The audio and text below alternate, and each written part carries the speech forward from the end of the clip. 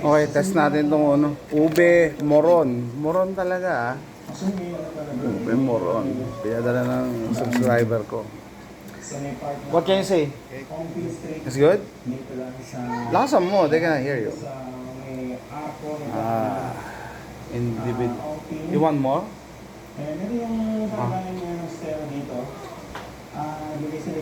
We're going, after this, we're going to Green Hills.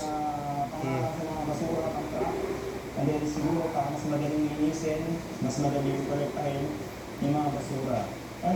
You want? Oh, supa daw niya. Ay, nako. Yung karabang service din dito, yung nakapwesto. So ngayon, ayun na, nagkaroon na ng demolition dito, na ano na, na-relocate na ata yung mga nakatala dito, na-demolish na yung mga bahay dito. Nakatali yung dalawang dulo. Hapon na, alas ka sa hapon. So, ito na yung sitwasyon ngayon dito. Ang yung tubig, mabaho kasi Guys, nagkamali yata ako. Sabi ko, taga Leyte, pero galing Lokban tong ship.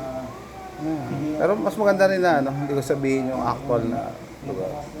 Para yung confidentiality ng ating subscriber. Maging anonymous. Oh, first time. First time.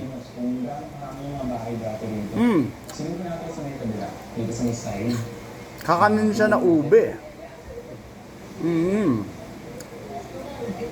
Harap. Sarap to. Lintik kayo, di siya sabi. Sarap pala nito. Sarap. Ube moron. Ba't kaya moron? It's moron in English.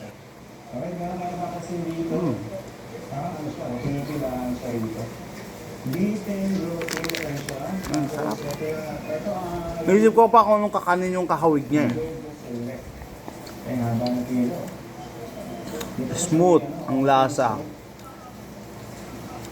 May lagkit siya pero hindi ganun kalagkit. Yung ma-describe yun ang description eh.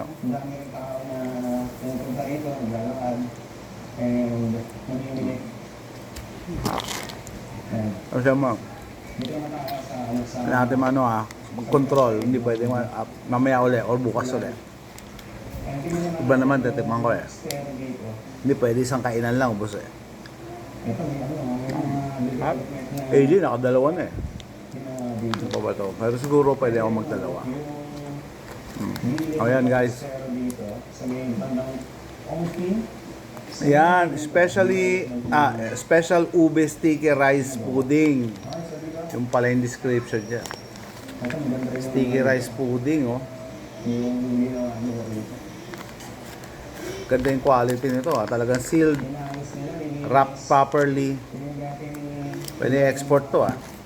Kaya pala sabi ni Joel, i-freeze para tumagal, abot sa US. Hindi, kasi matagal pa ako dito. Mas maganda ma-enjoy ko na yan sa ini-imagine ko. Pero kakaiba to, first time ko. Ube moron. Ayun lang nakakain ng ganito. Meron bang ganda sa Lokban? Tataka ko ba? By the way, may nag-invite na naman sa amin sa Tuesday. Si Sir Godofredo. Lunch daw kami sa Lokban. Okay. Okay. Sakto yun. Naano ko yung schedule ko eh. Kaya pinapili ko siya eh. Kung Tuesday o Wednesday. Sabi niya, pabalik na daw siya ng Wednesday. Sige, Tuesday. Ayan o. Kaya pala may mga langis-langis. Para hindi siya masyadong dikit doon sa wrapper na banana leaves. Pero kailangan sairin natin yan. Sayang.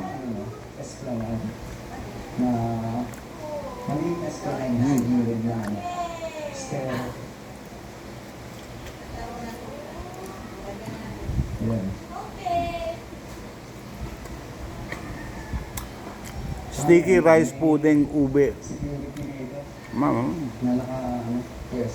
Nakadalawa na ako. Control. Separate video na to. Ito masarap din daw to. Binagol. Sabi ng ante ko, gusto daw nilang magdala nito kaso hindi raw sila pinayagan isakay sa aeroplano. Kaya sabi ko siya, patikimin ko sa inyo. Dating ano rin, Ano yung pinadala ni Joel sa atin. Salamat. Ngayon, mas maaliwalas na. Alright, let's go sa... Lentik kayo, di mo sinasabi. Sarap pala to. Sa ni Stella de la Rina. Pero itong Stella na to, hindi ko... O yan guys. First time ko makakain ito. Ube moron. Stella de la Rina nandun. Tapos bali connected to. Papunta na to ng ref ko. Doon na ron. Maluwag naman. And then, itong mga... Quality. Sarap. concept na